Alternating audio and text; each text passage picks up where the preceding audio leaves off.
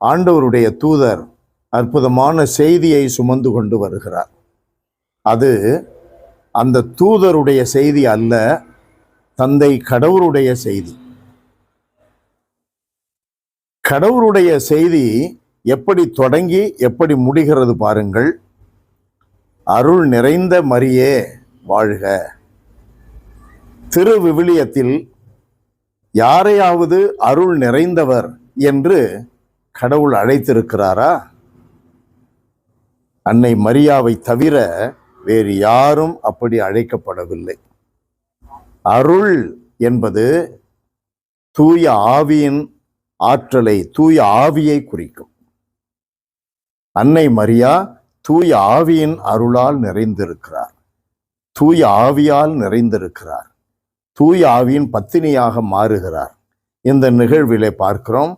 தூய ஆவியின் பத்தினியாக மாறுகிறார். தூய ஆவியின் வல்லமையினால் அவர் கருதரிக்கிறார். கடவுளுடைய இரண்டாம் ஆள் திருமகனை அவர் பெற்றெடுக்கிறார்.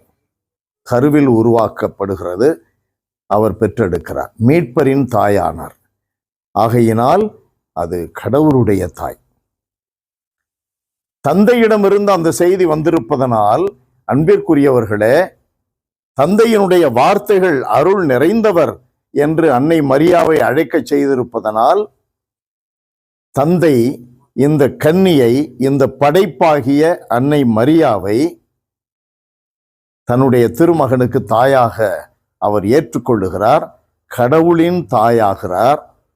அந்த மரியாவை ஒதுக்குகின்றவர்கள், ஓரம் கட்டுபவர்கள், பெரிய தியாலஜி பேசுறேன், நான் பைபிள் வசனத்தின்படி பேசுறேன் என்றெல்லாம் சொல்லி தவறாக புரிந்து கொள்பவர்கள், தவறாக அறிக்கையிடுகின்றவர்கள், அன்னை மரியாவுக்கு உரிய மதிப்பை, மரியாதையை, இடத்தை தர மறுக்கின்றவர்கள் தந்தை கடவுளுக்கு எதிராக செயல்படுகிறார்கள் என்பதை அவர்கள் அறியவில்லை.